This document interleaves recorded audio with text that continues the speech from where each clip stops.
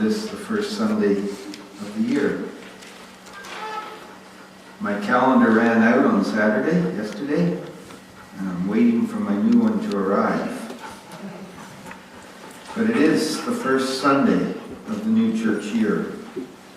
So Happy New Year. We come this morning to think about the season of Advent. And I'm asking a question this morning, a question that is quite simple. What do you expect of this season? Maybe Advent isn't even anything other than watching little ones light candles. But there's an adult part to it as well. What do you expect of this season? What does Advent mean to you? Is it a time of waiting? A time of watching for the glimpses of the holy breaking into everyday life?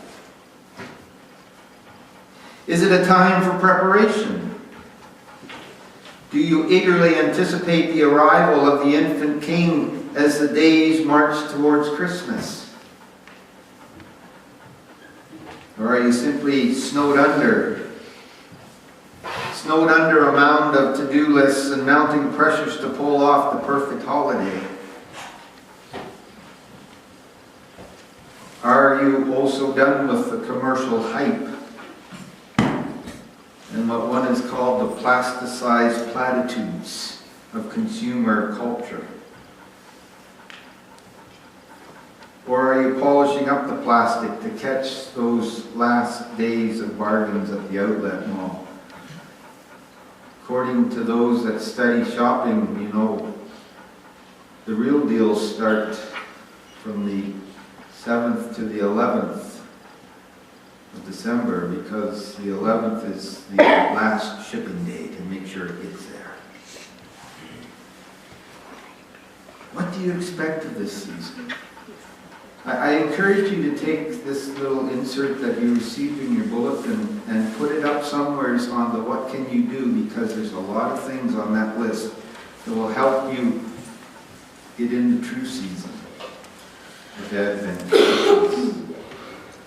Perhaps you find a bit of all of these descriptions in your experience. Perhaps not. Maybe you've mastered the loveliness of living in the moment, of the gift of truly being present. Wherever you find yourself, in whatever state of mind you reside, the question is still pregnant with possibility. What are you expecting? What are you expecting? You know, when the night starts coming early, and the wind starts blowing cold, and tears the roof off of our bottle depot, there are lots of things that we start to put on. Wool socks and long johns, hats and gloves, fleecy blankets, heavy sweaters. We put on the heat, and we put another log on the fire and put some extra lights on outside so that we don't stumble in the darkness, and also so that our houses and our properties will look beautiful at this time of year. But also because they seem to hold back the night just a little bit, right? Those Christmas lights we put up, it's like night isn't quite as stark and as challenging. With the holidays upon us, a lot of us put on a few pounds, not from the extra clothing. And some of us put more debt on than we should, but we put on our fancy clothes, and we go to parties, and we put on our best dishes for our guests. But as Paul points out to the Romans, as we heard read this morning, and as Jesus warns in the gospel, all the things we put on this time of year can make it hard to clothe ourselves with Christ. These two readings in particular from Romans and Matthew, the first warning us of the dangers of drunkenness and debauchery, and the other reminding us that we never know when the end is near, seems they seem to really, at the beginning of this season, to be a bit of a bummer as we start seriously gearing up for the holiday season. They're not really cheery passages. We want to put on the mantle of joy, joy to the world. Joy, it's the season of joy, not the sackcloth and ashes of a penitent heart. We want no guilt with the glitter of windows and wrappings, trimmings and trees. And this is surely why Advent is the hardest of times for faithful Christ followers. We are exhorted to hold off on the celebrating for 4 more weeks. To embrace the darkness and the silence and the cold before we can put on the carols and the presents and the golden glow of one Christmas holiday that is most firmly embraced by all, one Christian holiday that is embraced around the world. Why should we put on the color of solemn, just as everyone else is putting on the most festive dress of the year? In our gospel story this morning, despite its ominous overtones, the theme of what Jesus is saying is be prepared. Be prepared. To know that our lives as Christ followers are not just measured by our attendance at church or our assent to certain beliefs, but also by how we live our ordinary lives, eating and drinking and working and living together. Our faith is about how Jesus Christ, born into this world as a small spot of light in the darkness, helped us to believe and to live like we believe. Love and forgiveness and redemption and hope have a part in every choice that we make, in every regular day on our calendar. And this sense of preparation, of not knowing when it is that we will most need to be ready, is not meant to scare us. It certainly has been used to do that, but it's not meant to scare us. It is meant to remind us that the kingdom of heaven is everywhere. Not just something that's going to come. It's here and not yet. But it's everywhere, even when we least expect it. And we need this reminder. Why? Because we all know that our regular life, despite our beliefs, often feels like it forces us to put all kinds of other things. Deadlines and debt and distractions and all sorts of dire circumstances that can lead us to live like the darkness is catching up to us. And to just hang some lights on all the ways the pressures and pains are getting to us is no way to prepare to put on the kind of party that is a truly joyful, truly meaningful celebration of the light of Christ in our lives. And so as Paul reminds us, as Jesus reminds us, first we have to get ready. The armor of light is apparently a suit that fits us very closely. So our first order of business is to cast away the works of darkness. In other words, to put on the joy of this season, first there are things that we have to take off. And this is what the season of Advent is all about. This season of darkness and quiet and silence and reflective nature. We have to take off the fears and the pains that weigh us down, that we carry around like heavy wool coats, that we try to wrap up in festive themes for the occasion, but really sometimes we need a moment of silence, a place of cool quiet to unburden our hearts and our souls of what is troubling us. And we have to take off our feelings of isolation, whether from habit or self-protection. Even while we are enjoying the comforts of this time of year, this is the time to take off the blinders that keep us from realizing that every day there are those who have nothing to put on for the holidays. No parties, no warm clothes, no reason for joy. And it would be good if with this we could also take off our guilt. Harrison Keeler calls guilt the gift that keeps on giving.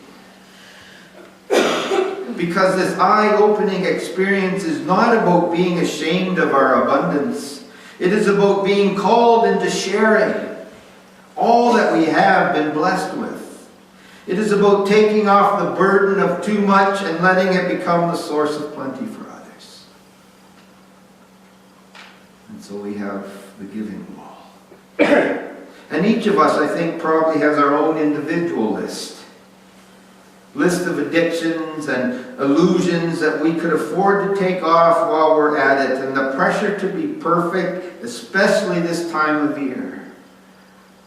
The perfect set of lights at our house, the perfect tree, the perfect, the striving to be what we are not.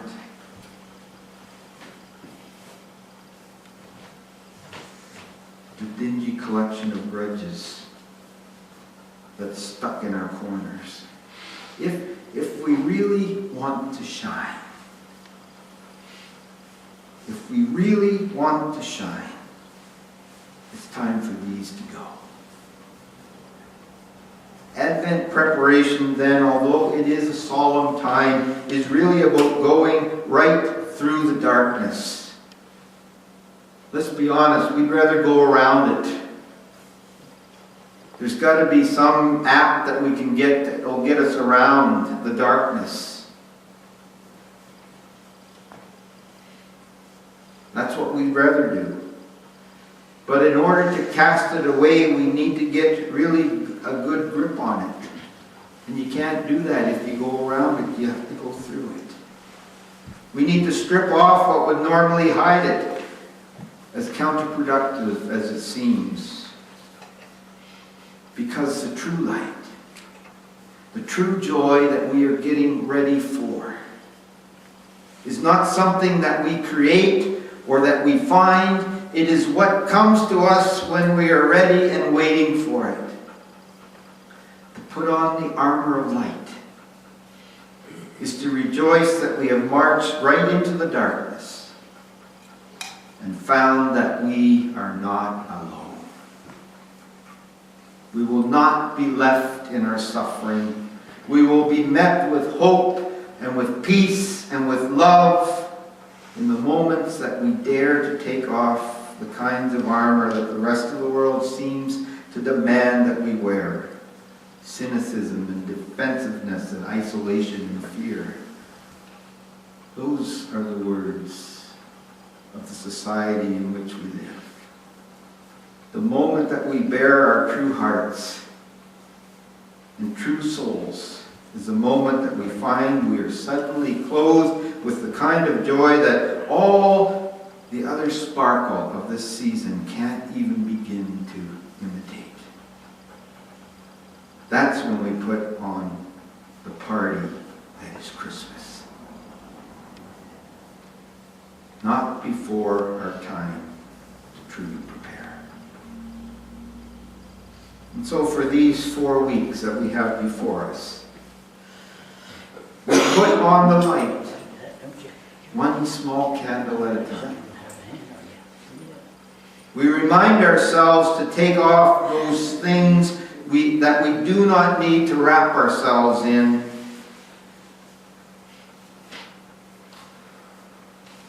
And we wait for the warmth that is coming, the light of the world, slowly appearing when we most need it.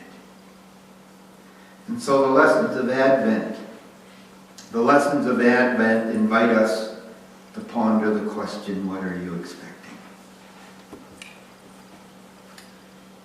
Well, living wide awake in each present moment, prepared to encounter Jesus in both expected and unexpected places and ways. Yes, we look ahead.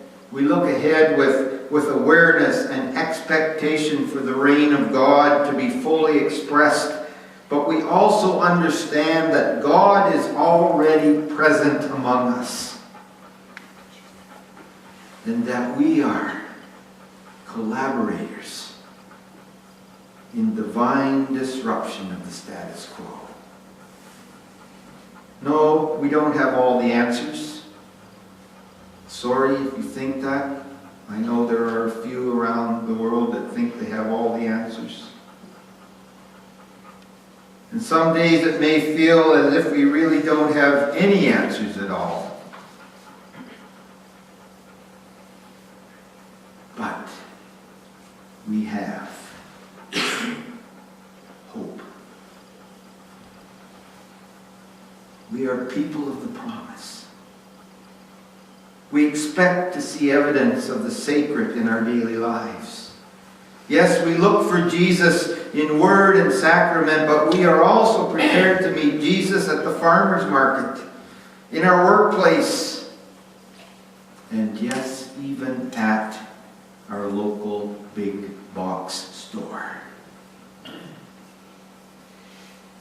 As Christ followers, we expect to find Jesus in the unexpected places, in the company of unlikely people. At any time of the night or day, we expect the unexpected. We try to ready ourselves for the possibility of divine interruptions.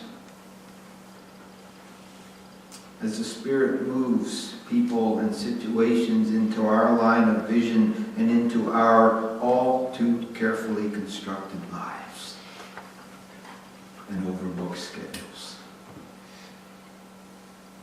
Well, at least we should.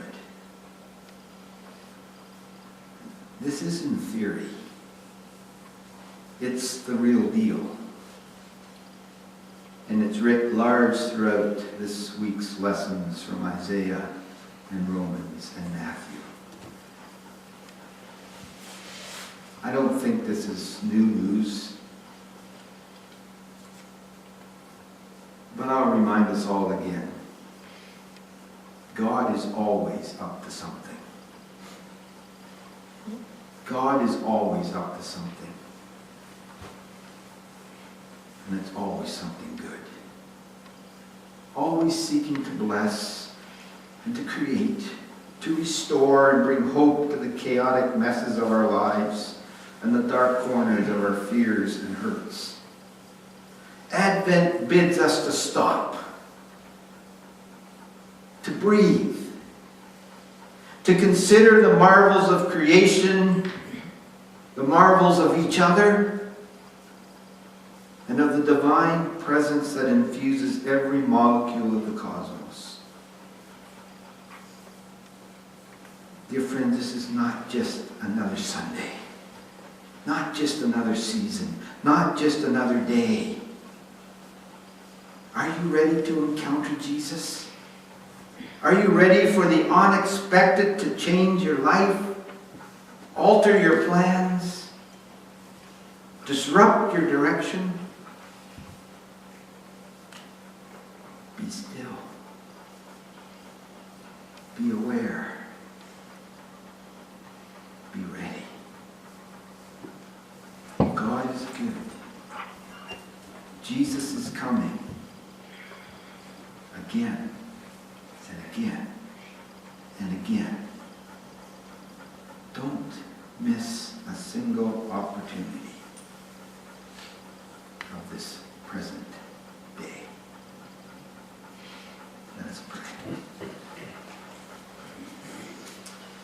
We imagine a world where peace and justice are the ordinary realities of life. We dream of a planet where giving and sharing are second nature to all people.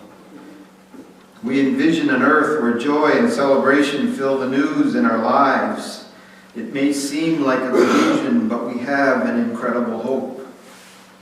We hope in the one who has come, who proclaimed such a world, and who gave his life for it. We hope in the one who is always coming, surprising us with the presence and the restoring work of God.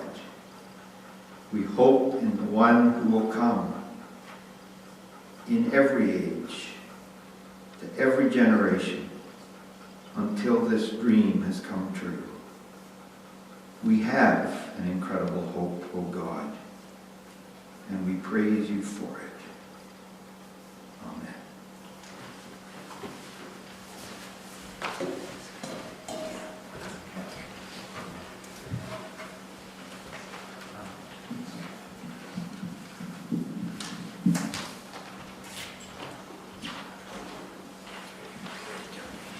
Please stand and join us.